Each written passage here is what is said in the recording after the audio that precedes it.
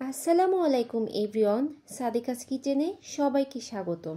আজকে আপনাদের সাথে শেয়ার করব পাটিসাপটার রেসিপি। যে রেসিপিটা দেখাবো এই রেসিপিতে খুব কম সময়ে ঝটপট পাটিসাপটা পিঠা তৈরি করে নিতে পারবেন এবং কিভাবে পারফেক্ট খিসা তৈরি করে নিতে পারবেন সেই রেসিপিটাও দেখিয়ে দিব।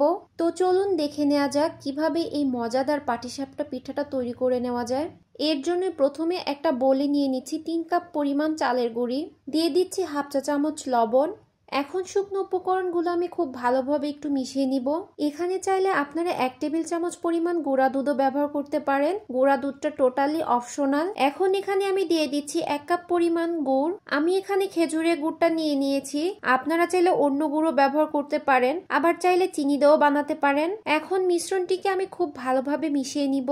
এই পর্যায়ে আমি একটু পানি দিয়ে দিচ্ছি। আমি একবারে পানি দিব না, অল্প অল্প করে পানি দিব। পিঠাটাকে একটু নরম করার জন্য এখানে আমি 1 কাপ পরিমাণ আটা দিয়ে দিয়েছি, আপনারা চাইলে ময়দাটাও ব্যবহার করতে পারেন। আটাটা ব্যবহার করলে পিঠাটা একটু নরম হবে, খেতেও অনেক ভালো হবে। ঠান্ডা হয়ে গেলেও এটা শক্ত হয়ে যাওয়ার কোনো ভয় থাকবে না। আমি এখানে অল্প অল্প করে পানি মিশাবো আর ব্যাটারটা তৈরি করে নিব। এই কাজটা অবশ্যই সময় নিয়ে করতে হবে, তাহলে ব্যাটারটা পুরোপুরি পারফেক্ট হবে। আমার ব্যাটারটা তৈরি করে নেওয়া হয়ে গিয়েছে। দেখতেই পাচ্ছেন ব্যাটারটা অতিরিক্ত পরিমাণে ঘনও না, আবার অতিরিক্ত পরিমাণে পাতলাও না। আমি আপনাদেরকে একটু ব্যাটারটা দেখিয়ে দিচ্ছি, আপনারা হয়তো দেখে বুঝতে পারছেন আসলে ব্যাটারটা কতটুকু পরিমাণে ঘনত্ব হবে।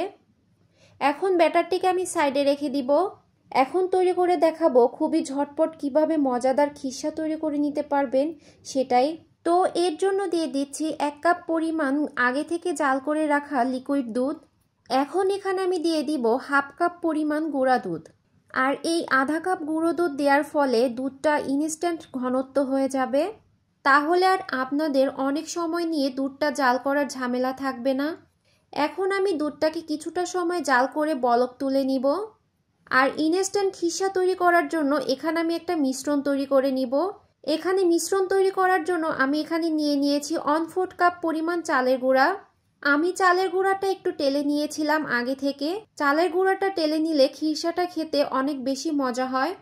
এখন এখানে কিছুটা পরিমাণ পানি দিয়ে এই চালের গুঁড়োটাকে আমি একটি সাইডে রেখে দিব।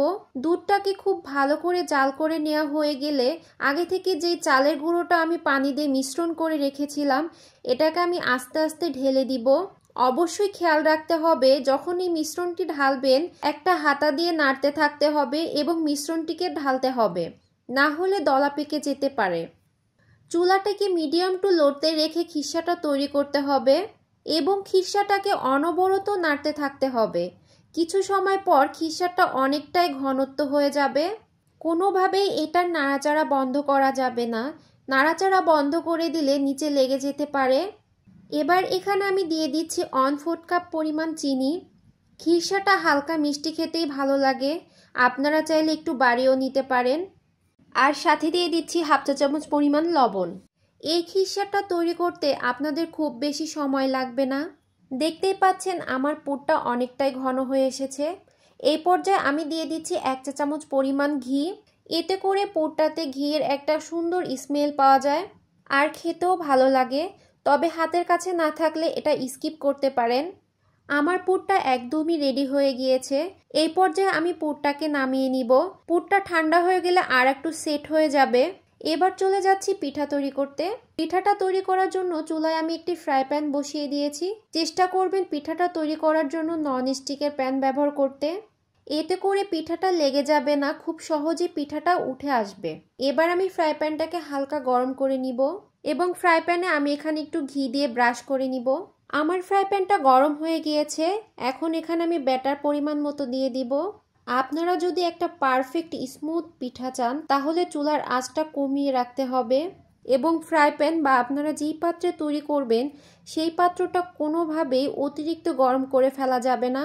ব্যাটারটা প্যানে দেওয়ার পরে ঠিক এভাবে ঘুরিয়ে গোল করে নিতে হবে এবং চুলার উপর রেখে কিছু সময় অপেক্ষা করতে হবে ব্যাটারটা শুকিয়ে যাওয়া অবধি পর্যন্ত। এখন আমি আগে থেকে যে পুরটা তৈরি করে রেখেছিলাম পরিমাণ মতো পুর এখানে আমি দিয়ে দিব। আমার পুরটা সেট করে নেওয়া হয়ে গিয়েছে। এখন এক সাইড থেকে তুলে আমি পিঠাটাকে রাউন্ড করে নিব।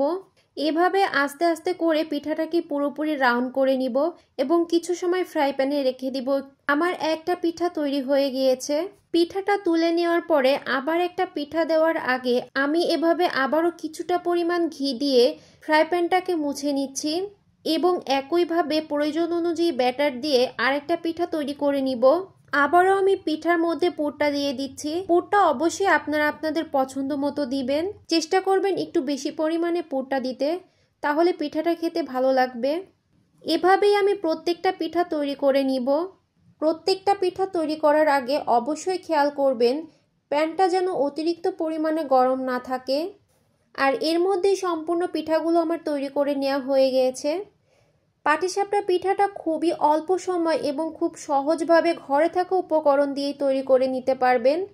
দেখতে আলহামদুলিল্লাহ অনেক সুন্দর হয়েছে, খেতেও মাশাআল্লাহ অনেক মজা হয়েছিল। পুরোপুরি রেসিপিটা ফলো করে যদি পিঠা বানিয়ে থাকেন ইনশাল্লাহ যে কেউ এই পিঠা তৈরি করে নিতে পারবেন। আশা করছি ভিডিওটি ভালো লেগেছে। ভালো লেগে থাকলে লাইক কমেন্ট করে সাথে থাকবেন। সেই সাথে বিদায় নিচ্ছি। আল্লাহ হাফেজ।